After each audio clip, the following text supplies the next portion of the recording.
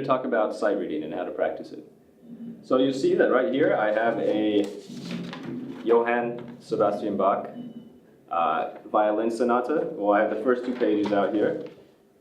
And where I've got this, I went to a website called Internet Musical Score Library Project, or imslp.org,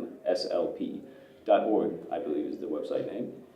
Or if you search for that in Google or whatever, you'll be able to find it quite easily. And this is a public domain sheet music database. So so I can go on there and I can see free and legal copies of every violin sonata that Bach ever wrote. And so how I'm going to practice sight reading is first I'm going to set up my metronome at a tempo where I think I might be able to do it. And what I'm looking for is that I get 80% of the notes correct, which means that 1 in 5 notes I miss. And so I'm going to go for that, and we'll see what happens. And so it's a little tricky to set because, for instance, as I'm glancing at the page right now, I can see that later on there's a lot of skipping, and I bet you that's going to be hard, and I'm probably going to screw that up. But then at the beginning here, I can see as I look at just the general structure of the piece, at the general contour of the melodic lines, I can see this is much closer together. It's easier to read because the notes are more linear and more in the context of a scale. It's also easier to play than to skip. To play linearly than it is to skip. So the first things I'm noticing when I look at a page, so assuming that I've never seen this before, I look at the page, I notice, for instance, one thing, the time signature is 3/4. Second thing I notice, the key signature is C major. There's no sharps or flats. My starting note is a C. I'm seeing like G's and E's, so I'm assuming it's C major. So what I'm going to do is I'm going to set my metronome, and I'm setting here at 80 beats a minute, and I'm going to try to play through this without stopping and to play through my mistakes. Okay? So first I'm going to kind of count myself in. I'm going to make sure I'm comfortable with a meter, which is 3/4, and the key signature, which is C major. 1, 2, 3, 1, 2, 3. So I'm just trying to become comfortable with the tempo, right? 1, 2, go.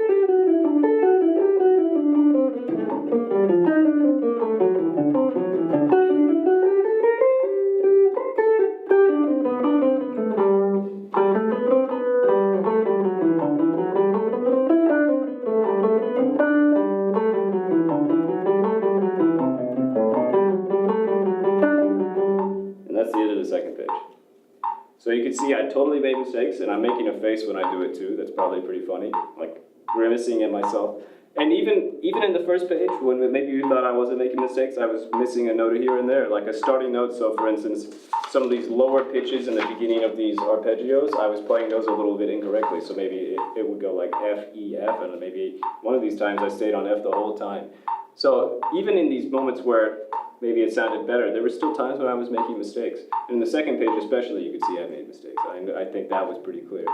But the thing is that I didn't stop, and I tried to hold my place in the measure correctly. And that's how you practice sight reading. And then after I had been through the entire piece, or maybe played through the entire piece even twice, what I could do is I could do further studies based on this. So after I played through, getting whatever I can, I could then say I want to practice sight reading this in a particular position on the guitar.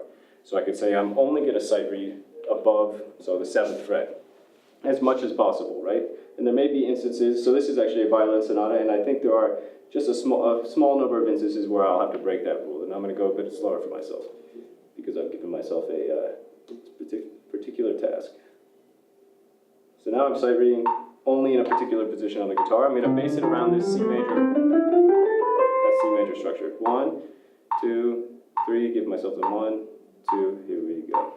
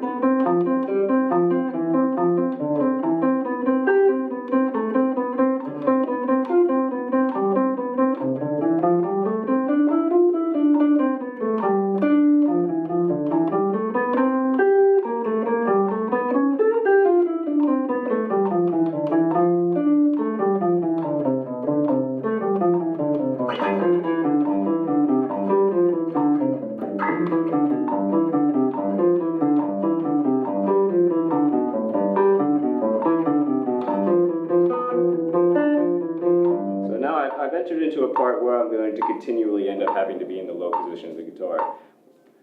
But until that point, I was able to play solely in this position here, above the 8th, based in the 8th fret C major scale position. And I could go further, and I could transpose the whole thing up an octave and try to play it all up here.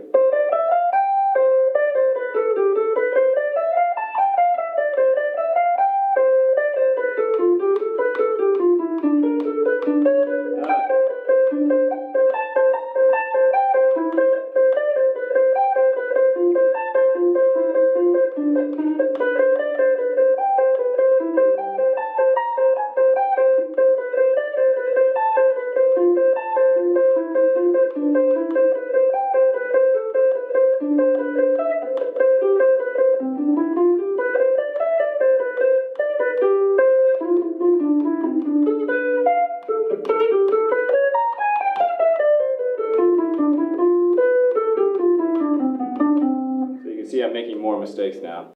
And then once I've played through it in these numbers of ways, right, are different positions, different challenges that I'm applying to the exercise, then maybe I go back to the parts that I could never get right during these readings, right? I go for the sections, like for instance, right here, this is a part that's hard to read for me.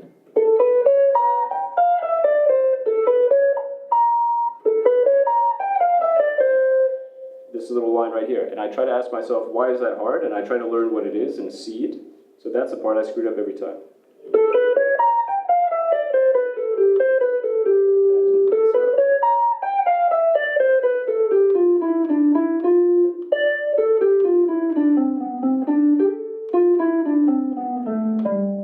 So I play through it slowly, and then I would go back and try to get it in the context of the piece correctly.